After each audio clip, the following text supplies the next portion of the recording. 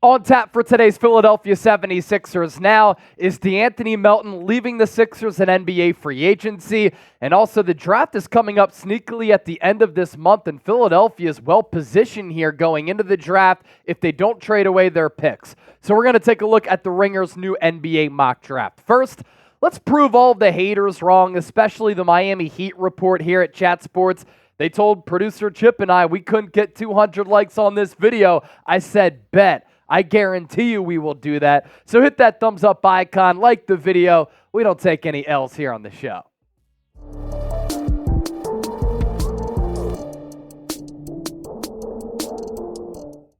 I'm Chase Sr. This is Philadelphia 76ers now by Chat Sports. Thank you so much for joining us. We start off with De'Anthony Melton. Is he as good as gone? Reports indicating that De'Anthony Melton may not be returning to Philadelphia. Forbes Sports with the report here looking at the future of Melton. Might not be in Philadelphia here. Melton will command a solid market of interested teams and unrestricted free agency. Melton has developed into a reliable three-point shooting threat to go along with the strong defensive production at 6'2" with the 6'8" wingspan.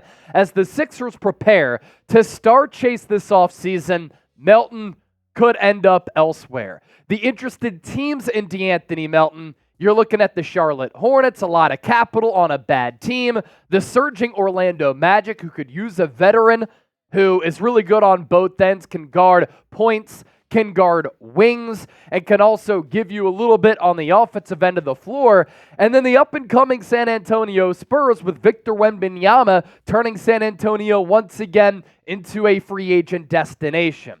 It was a good 2 years for Melton in Philadelphia if he does decide to go elsewhere to continue his NBA career. Of course, it's going to come down to how the back holds up because, as we know, toward the tail end of last year, you thought Melton was going to come back, and then he couldn't, and then he did. Then he had to go on the shelf once again. In the NBA playoffs, he made that brief appearance against the New York Knicks, but the back continued to flare up on Melton. And we know how the back injuries go sometimes. But in back-to-back years, 10, 11 points per game, right around 3 to 4 rebounds, couple of assists here and there. The field goal numbers last year better than this year. The three-point numbers, though, I think you're looking at a player who's more like the 2022-2023 version, where he's about 43% from the deck, 39% from three, and he can give a team really, really good defense. And that defensive tenacity is why I think some winning teams are going to look at Melton if they have some money to try to bring him in. That's exactly what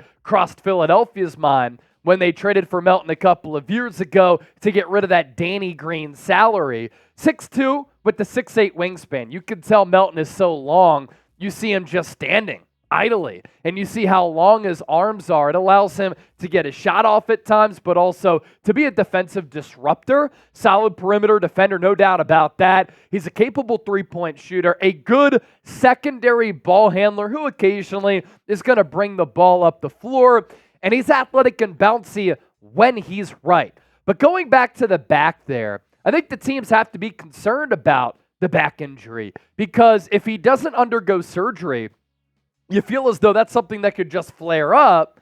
And if it does, that could cause teams to hit pause on a full pursuit of De'Anthony Melton in free agency. So, Chip, let's bring in, should the Sixers bring him back, despite dealing with the back injury, Melton, I still think, is going to have some suitors in free agency just because he's that playoff rotation type of player. And I'm just not sure how aggressive Philadelphia is going to be in trying to bring him back. Yeah, sucks because he's a player I really like when he's healthy. I thought he fit well with the Sixers, and we talked about him on the show being kind of their X factor, a player that when the playoffs come around, you need those good role players, those guys that can play solid defense, hit the three, handle the rock a little bit, and he's a player I think contenders would really, really like. But another player that, look, as the Sixers, we know they're going to go star chasing. If they spend a lot of money elsewhere in a big name player, they're just not going to have the money to re-sign Melton. Now, we'll see. We saw those interested teams in De'Anthony Melton, but how much money will he be getting? I think that back injury he had will hurt him a little bit because, again, those type of back injuries can linger, sometimes for a player's whole career. So will he get 10, 12, $15 million? I think as that number starts to go up, the Sixers, with all these big plans they have, just simply won't be able to retain him. And got a player that I think fits really well next to Tyrese Maxey, and they traded for him from the Grizzlies. I thought he's been very, very solid, but unfortunately, at this point in time, looks like Melton might be on the way out. What do you think? Should the Sixers re-sign Melton or let him walk? I shared my thoughts, producer Chip. Bring in the heat as well. S for re-sign, W for let him walk. Join the conversation down below in the comments section. Coming up next on the other side of the show, Ringer's new mock draft. Who do the Sixers take at 16th overall and 41st overall? Chip, I know we're going to hear from you in a little while. I kind of sneakily hope Philadelphia holds on to these picks because I want something to talk about on draft night. And frankly, the draft, it's fun to talk about. So too is Prize Picks. It's a lot of fun in playing daily fantasy sports, and it's very easy, frankly. You pick 2 or more players, you choose more or less on their projected stats, and you can win up to 25 times your money. Head to prizepicks.com/CLNS. Use the code CLNS, and just get in on the action. Speaking of the action, Game 1, NBA Finals, Thursday night, Boston Celtics, Dallas Mavericks. Prize Picks with a couple of specials here. Jason Tatum, more than a half point. Yeah, are you kidding me? Derek Lively, all he has to do is dish out 1 dime, more than a half assist. And then Daniel Gafford, more than 6 rebounds. He's very active on the window. Win big money, withdraw your winnings, pick more, pick less. Pick Prize Picks today. prizepicks.com/CLNS. Let's once again do some 76ers draft talk. And we've looked at a couple of prospects. We've looked at some mock drafts so far here on the show. And let's continue to inform you on some potential 76ers draft targets. At pick number 16 in the Ringer's new mock draft, Carlton Carrington, the guard out of Pitt, a swift mover, very intriguing player, has some upside, and is right on the cusp of maybe being a lottery pick in the 2024 draft.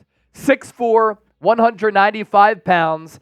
You want to lose DeAnthony Melton with that 6'8 wingspan? You're bringing a player like Carlton Carrington, who's 6'4 with the 6'8 wingspan, weighing in at 195 pounds.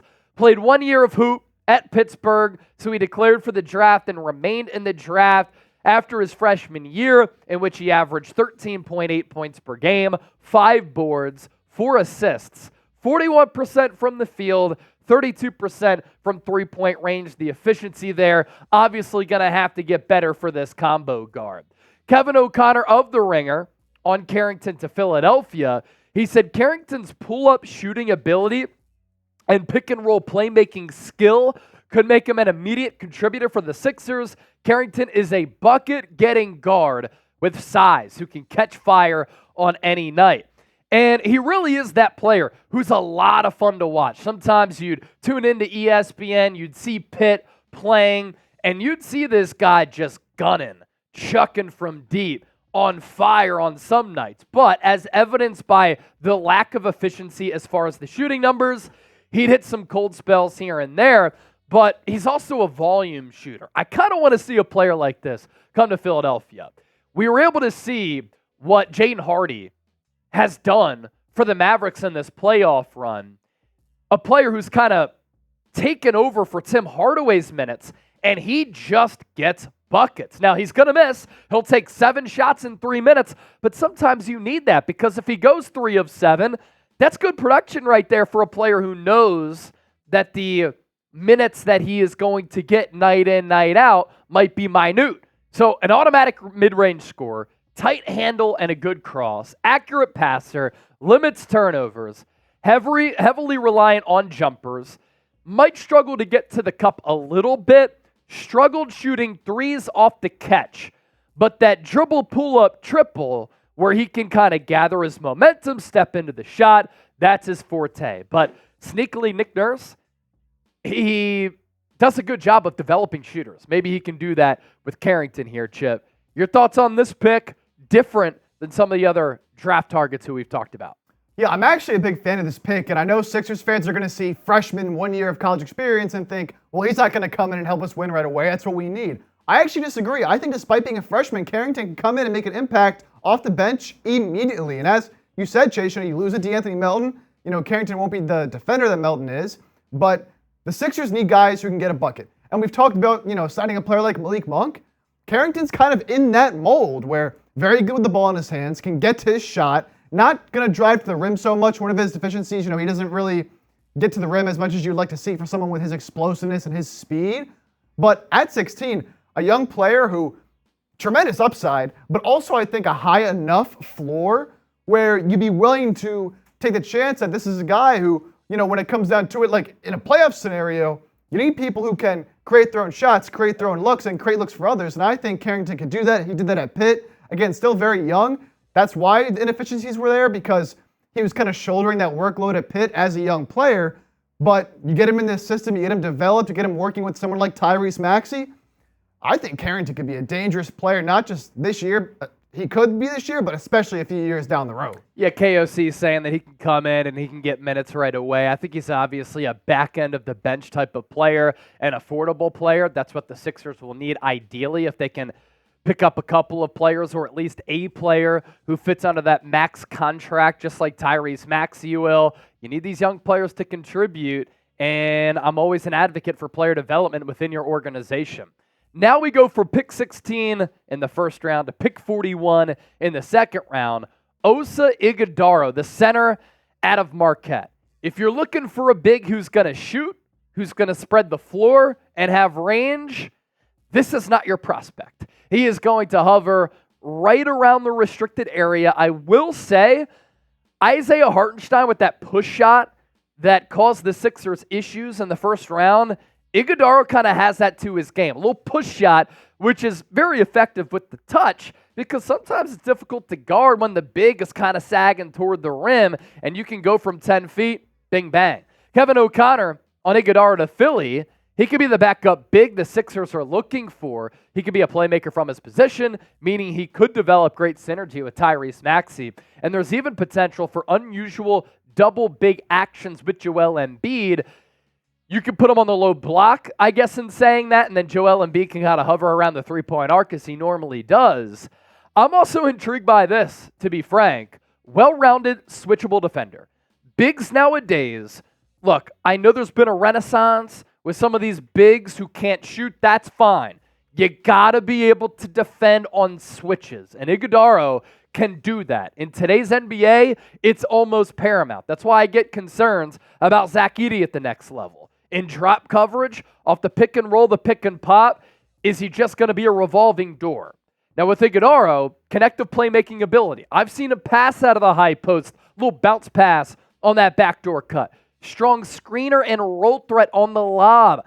Tyrese Maxey has so much touch around the rim with that floater. Imagine adding that lob threat to his arsenal. And I like that soft touch around the rim with that push shot. He's undersized and a non-shooter. Those are the concerns. And the production the last 2 years, you might be concerned by it. I'm really not. That Marquette team this past year was really, really good under Shaka Smart. A good run in the NCAA tournament. 13 points per game, 7 rebounds, less than 3 assists, 57.5% from the field, a good shot blocker who can block and alter shots at the rim. Who would you draft at 16 overall? Not number 41, but 16 overall. Shoot, you want to share your thoughts on a 41st overall pick? Go ahead and do that. Don't forget to subscribe. Thank you so much for supporting the channel, and we'll see you tomorrow here on 76ers Now.